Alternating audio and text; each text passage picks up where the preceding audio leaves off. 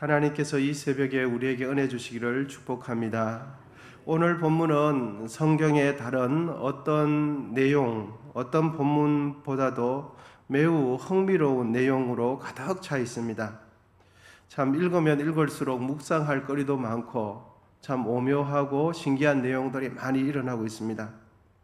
이 시간은 엘리야 선지자의 이동 경로를 우리가 함께 따라가면서 그 이동 경로 속에 주시는 은혜가 무엇인지 함께 나누기를 원합니다. 저와 함께 엘리야의 행보를 짧은 시간이지만 한번 따라가 보도록 하겠습니다. 1절 상반절에 보면 이런 내용이 기록되어 있죠. 엘리야 길르앗에 우거하는 자 중에 디셉 사람 엘리야가 아합에게 말하되 17장 1절에 보면 갑자기 엘리야 선지자가 등장하는데요. 엘리야 선지자가 소개되는 방식이 다른 성경의 다른 선지자들이 등장하는 방식과는 독특한 점이 있습니다. 보통의 다른 선지자들은 소개될 때, 등장할 때 어떻게 소개되냐 하면 그 선지자의 아버지가 누구고 그의 정손자가 누군지 이런 식으로 아버지, 할아버지 이렇게 소개가 많이 언급됩니다. 그런데 오늘 본문에 있는 엘리야 선지자는 어떻게 소개가 됩니까? 부모가 전혀 언급이 없어요. 그리고 무엇이 언급이 되냐 하니까 엘리야가 살던 지역만 딱 나옵니다. 그래서 디셉 사람 엘리야 이런 표현 자체가 다른 선지자들과 등장할 때 매우 독특한 표현이 되겠습니다. 그런데 이 독특한 표현이 의미가 있다는 거죠. 여러분, 길르앗에 우거하는 자 중에 디셉 사람 이렇게 되어 있습니다. 이 길르앗이 위치가 어딘지 생각을 해보면 요단강 동편에 위치합니다. 길르앗의 위치가 요단 동편에 있다는 것은 이스라엘 나라 국경 안에 있기는 하지만 이스라엘 내의 중심부가 아니라 변두리라 이러는 말입니다. 그래서 그 중심권에 있는 정치 세력의 영향력이 극히 적은 곳, 그리고 그 시대에 영적으로 심히 타락했는데 영적으로 심히 타락한 것으로부터 영향권이 먼 곳, 이렇게 의미가 주어지는 것입니다. 복잡하고 시끄러운 세상을 떠나서 조용히 언둔 생활하면서 하나님 말씀 안에서 하나님 앞에 집중하기 좋은 것이 오늘 본문 상황 가운데 있어서는 길르앗이 되는 것입니다. 그래서 본문 2절을 우리 같이 한번 읽어보도록 하겠습니다. 본문 2절입니다. 시작. 여호와의 말씀이 엘리야에게 이르시되.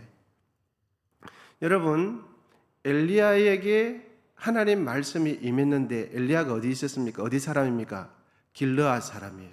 그래서 조용하게 세상의 풍파와 시류에 휩쓸리지 않고 어떻게 보면 영적인 청정 지역 가운데 조용하게 은둔 생활하고 있는 그 엘리야에게 무엇이 임했습니까? 여호와의 말씀이 임한 것입니다.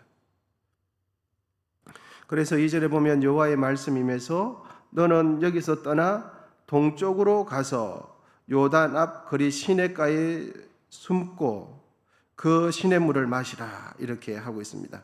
이 거리 시냇가라는 것은 엘리야가 지금 우거하고 있는 인접한 개울이 거리 시냇가입니다. 그런데 하나님께서 말씀하시기를 참 이런 말씀을 주세요. 엘리야가 먹을 음식이 필요한데 누구를 통해서 먹을 것을 양식을 공급하겠다고 말씀하십니까? 그렇습니다. 내가 까마귀들에게 명령하여 거기서 너를 먹이게 하리라.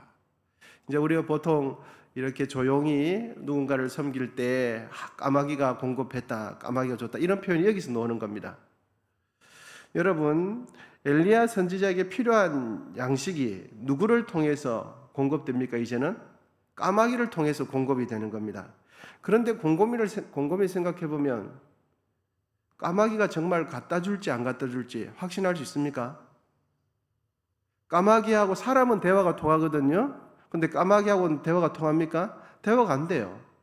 하나님께서는 까마귀를 통해서 갖다 공급해 주겠다고 말씀하시는데 내가 양이 얼마가 되는지, 뭐가 먹고 싶은지, 부족한지, 까마귀한테 더 달라고 더 갖다 달라, 정심은 더 많이 달라, 이런 게 되겠습니까? 안 돼요. 정말 까마귀가 음식을 갖다 줄지 안 갖다 줄지 확신할 수 없는 내용이죠. 그런데 참 놀라운 것은 까마귀를 통해서 너를 먹이겠다라는 하나님의 말씀을 들을 때 엘리야 선지자는 어떻게 합니까? 엘리야는 그 말씀을 듣고 그대로 자신의 거처를 옮겨서 거리 시냇가 물가로 옮기게 되어집니다. 까마귀를 통해서 나의 양식을 공급해 주시겠다는 하나님의 음성이 여러분 우리에게 들려온다면 우리는 과연 순종할 수 있을까 하는 것입니다. 그러면 이 말이 똑같습니다. 아브라함에게는 너의 본토 친척 아비 집을 떠나 하나님께서 지시할 땅으로 가라 말씀합니다. 그런데 그때 당시는 지시할 땅이 어딘지 몰랐어요. 하나님께서 어디 가라는 것도 말씀도 안 해주시고 아무튼 떠나래요.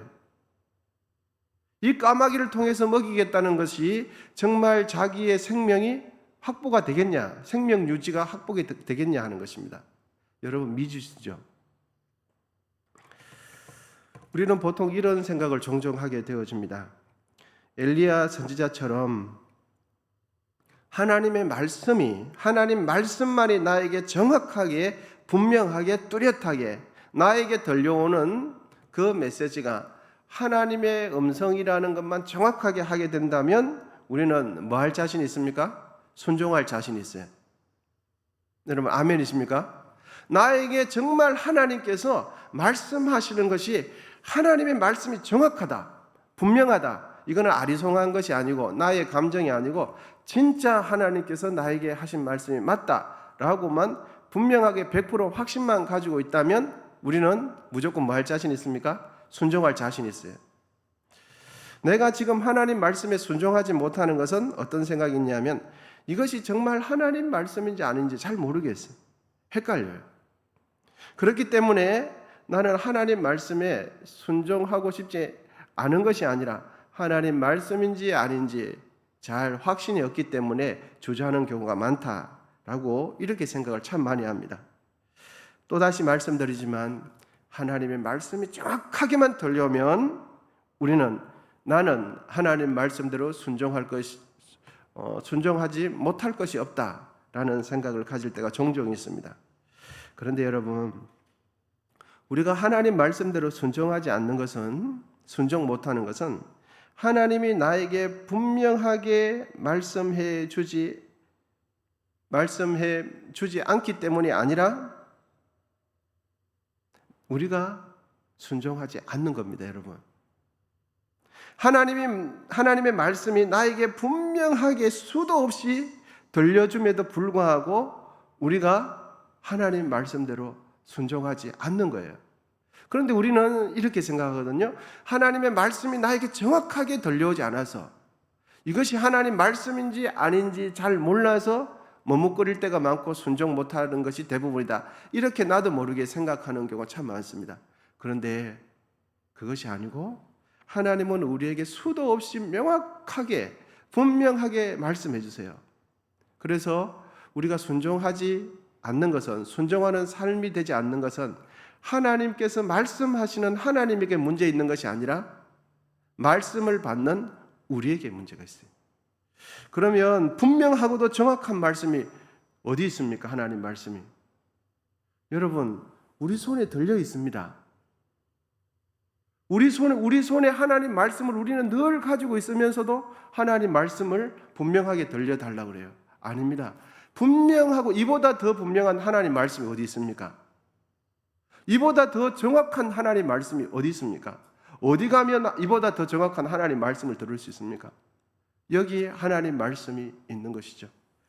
그래서 우리가 변화되지 않고 순종하지 않는 것은 하나님이 우리에게 말씀하시지 않는 것이 아니라 우리는 하나님 말씀을 알고 있고 손에 쥐고 있으면서도 평생 하나님 말씀을 가지고 있으면서도 내가 하나님 말씀대로 순종하기를 원치 않는 줄을 잘 모르는 거죠. 그리고 주일마다 예배 드릴 때마다 성령께서 우리에게 감화 감동 역사해 주시는데 은혜 받는 것으로만 거쳐요. 그리고 감화 감동 받는 것으로만 거치고 그 감화 감동 주시는 말씀대로 실천하는 부분이 너무너무 약하기 때문에 우리는 그러면서도 이런 생각을 하죠. 하나님께서 나에게 정확하게만 말씀해 주시면 나는 무조건 순종한다. 이런 생각을 하게 되어지는 거죠. 여러분, 오늘 본문에 또다시 엘리야 선지자에게 하나님 말씀이 또다시 들려옵니다. 본문 8절과 9절인데 우리 같이 한번 읽으시면 좋겠습니다. 시작.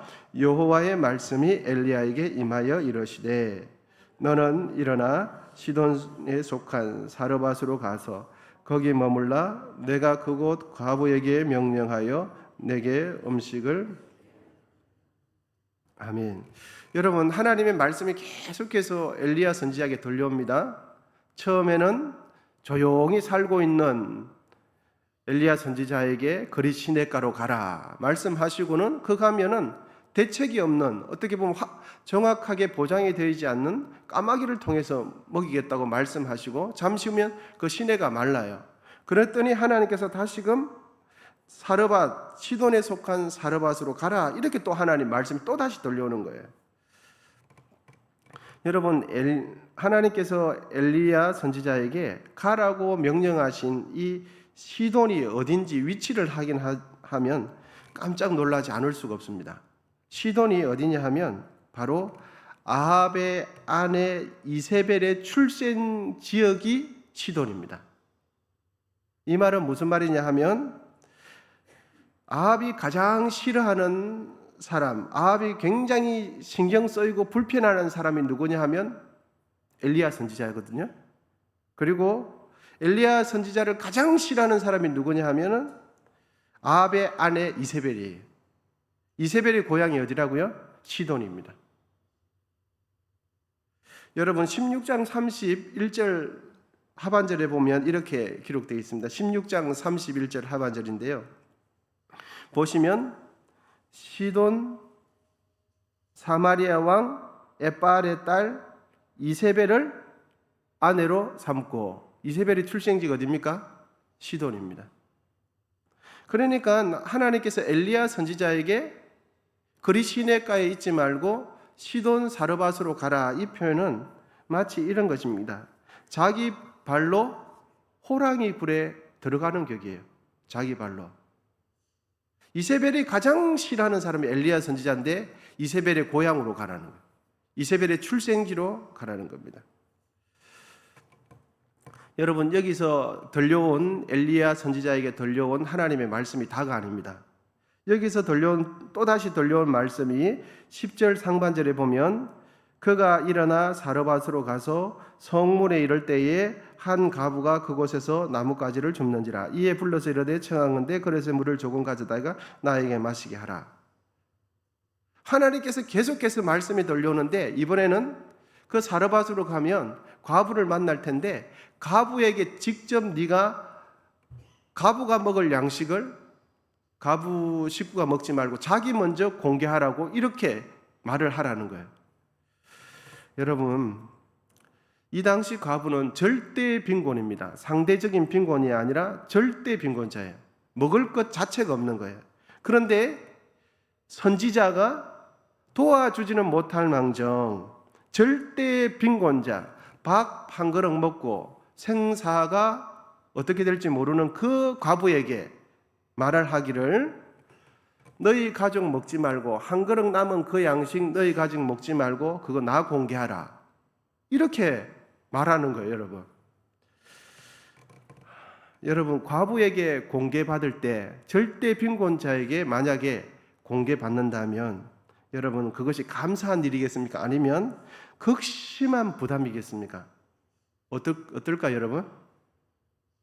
너무너무 배부르고 감사하겠습니까? 대접받아서 감사하다고 생각하겠습니까? 아니면 차라리 안 먹는 게 마음 편하게 어떻겠습니까? 그렇습니다.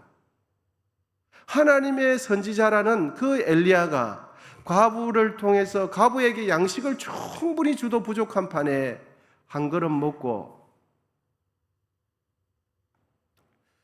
생사가 불확실한 그 사람을 먹을 한 그릇 있는데 그걸 나를 달래요. 여러분, 이게 보통 부담스럽고 고통스러운 일이 아닙니다. 이게. 그런데 엘리야 선지자는 참 염치도 없는지 절대 빈곤자인 이 과부에게 말을 합니다. 그거 한 그릇 먹고 죽게 될 그 마지막 남은 양식 누구 달랍니까? 너의 자녀 주지 말고 누구 달랍니까? 자기 공개하랍니다. 자기 먹을 수 있도록, 선지자 자기 먹을 수 있도록 이렇게 합니다. 여러분, 엘리야 선지자가 왜 그렇게 했을까요? 왜 그렇게 했을까요? 하나님께서 그렇게 하라고 시켰기 때문입니다. 사르밧에 가면 과부가 있는데 그 과부에게 자기를 먼저 공개하라고 하나님께서 지시하셨기 때문에 엘리야 선지자는 심히 부담됨에도 불구하고 그대로 순종한 것뿐이 없어요. 여러분, 아까도 말씀드리지만 절대 빈곤자에게 대접받는다는 것은 고통입니다. 내 것을 드리는 게 마음 편하지 그분에게 조금이라도 하는 것은 고통이에요. 그런데 엘리야 선지자는 그대로 그렇게 합니다. 엘리야 선지자가 그렇게 말하기가 쉬웠을까요? 어려웠을까요? 심히 어려웠다는 것을 알 수가 됩니다. 여러분, 이제 쭉 말씀을 나눈 것을 정리를 한번 해보겠습니다. 하나님께서는 왜 엘리야 선지자에게 여러 번 거듭해서 계속 엘리야 선지자에게 하나님의 말씀이 왜 계속해서 임했을까요? 그리 시내로 가라, 그 다음에 시돈으로 가라, 그리고 그곳에 있는 과부에게 자신을 공개하라 라는 이 같은 하나님의 말씀이 왜 계속해서 엘리야 선지자에게 임하게 되었을까 하는 것입니다. 여러분, 그것은 바로 엘리야 선지자가 하나님 말씀에 순종하기 때문입니다. 언제 하나님의 말씀이 계속해서 임하는가? 순종하는 자에게 하나님의 말씀이 임해요. 여러분, 성령의 감동하심이 누구에게 계속적으로 임하는가 하면 감동 주시는 대로 순종하면 또 감동이 임해요. 하나님께서 주신 감동대로 하면 또 감동이 임해요. 여러분, 우리가 하나님의 말씀대로 살지 않으면 하나님의 말씀이 우리에게 감화 감동 역사가 점점 줄어듭니다. 그런데 순종하면 할수록 하나님께서는 더 꼼꼼하게, 더 강하게, 더 구체적으로 계속해서 말씀해 주십니다. 하나님의 말씀대로 순종하는 사람에게는 지속적으로 하나님의 말씀이 들려요. 작은 것에 순종하는 자에게는 하나님께서 큰 것도 맡긴다고 말씀하신 것처럼 작은 것에 순종하는 자에게는 하나님께서 계속해서 기름 부어주시고 은혜 주시고 순종할 수 있도록 마음 주실 뿐만 아니라 하나님의 말씀이 계속해서 임하는 것입니다. 여러분, 이제 우리 부모님들께서 다 이제 자녀들을 많이 키워보셔서 아시겠지만 여러 자녀들 중에서 심부름 시킬 때 부모님이 다 사랑하시지만 주로 누구의 자녀 이름을 주로 부르게 되어집니까? 공부 잘하는 자녀 이름을 편안하게 부르게 됩니까? 아니면 순종 잘하는 자녀 이름을 자주 부르게 됩니까? 공부 잘하는 자입니까? 아닙니다. 얼굴 이쁜 자입니까? 아닙니다. 부모님 말씀하시면 여러 가지 부족해도 내 순종 잘하는 자녀가 편안한 거예요. 그래서 부모님이 진짜 급하고 심부름 시킬 때는 공부 잘하는 자녀를 부르지 않아요. 부모님이 심부름 시키기에 편한 자녀를 자꾸만 부르는 거예요. 여러분, 하나님께서 우리에게 말씀을 주실 때 누구에게 자꾸만 하나님의 말씀이 음성이 하나님의 말씀이 들리냐면 순종하는 자에게 하나님의 말씀이 자꾸만 더 뚜렷하게 더 자주 들리게 되는 것이죠. 그럼 하나님의 말씀에 따른 순종의 결과는 뭐냐 하면 순종의 결과는 나도 살고 타인의 생명도 살리는 거예요. 이것이 하나님의 말씀의 순종의 결과입니다. 사르밧 과부에게 있어서 하나님께서 공개할 것을 말할 것은 엘리야 선지자가 선지자이기 때문에 선지자만 소중하기 때문에 살리려고 한 것이 전혀 아니에요. 누구에게 복을 주시기 위함입니까? 그 사르밧 과부에게 사르밧 과부의 생명을 살리기 위해서 그 말씀을 준 겁니다. 앞으로도 계속 기근이 되는데 그렇게 하나님 말씀에 순종하고 난 뒤에 사르밧 과부의 그 집에 있는 기름병과 떡 반죽 그릇이 마르지 아니했다라고 말씀해요. 그래서 만약에 엘리야 선지자가 사르밧 과부의 그 과부의 형편을 생각해서 너무 힘들기 때문에 하나님 말씀대로 순종하지 않았다면 그 사르밧 과부는 어떻게 됐을까요? 나머지 한 그릇 있는 거 밥해서 먹고 아마 죽었을 겁니다. 죽었을 거예요. 그런데 하나님께서는 부담스러운 그 메시지를 엘리야 선지자에게 줌으로 인해서 결국 엘리야 선지자도 하나님 말씀에 순종하고 사르밧 가부도 순종했을 때 둘 다 살았어요. 여러분, 본문의 엘리야처럼 순종이라는 것은 머리로 하는 것이 아니라 자신의 삶을 하나님의 말씀 위에 올려놓는 겁니다. 순종은 내 생각에 의해서 하는 것이 아니고 하나님 말씀하면 그 말씀 위에 나의 존재를 올려놓는 거예요. 나의 삶을 하나님 말씀 토대 위에 올려놓는 거예요. 말씀 위에 나의 삶을 올려놓는 거예요. 이것이 순종입니다. 그 순종의 결과는 무엇입니까? 나도 살고 타인도 살리는 것입니다. 여러분, 주의 말씀에 순종하는 과정 가운데 때로는 힘들기도 하지만 그 순간이 이해가 안 되기도 하지만 그러나 순종의 결과는 항상 선하고 항상 나도 살고 이웃도 살리게 된다는 것을 잊지 마시고 오늘도 하나님 말씀대로 순종하는 우리 모두 되시기를 축복합니다. 기도하겠습니다. 하나님 아버지 감사합니다. 오늘도 새 날 허락해 주시고 하나님 말씀 듣고 이제 기도하고자 합니다. 하나님께서 은혜 베풀어 주시고 원성에 속한 모든 가정들을 지켜주시고 사업장과 경영하는 아버지 하나님 모든 일들 가운데 은혜를 베풀어 주시고 한국 교회를 기억하여 주시고 나라와 민족 가운데 하나님 붙들어 주시옵소서. 이 시간 정성껏 예물 드린 손길마다 함께 하시고 이 예물과 함께 드려진 간절한 기도 제목 가운데도 주여 역사해 주시옵소서. 이제는 우리 주 예수 그리스도의 은혜와 하나님 아버지의 담없는 사랑과 성령의 교통하심이 온전히 하나님 말씀대로 순종하며 살으리라 라고 다짐하는 우리 모두 위에 이제로부터 영원히 함께 하시기를 간절히 축원하옵나이다. 아멘. 이제 주여 삼창하시고 계속해서 기도하도록 하겠습니다.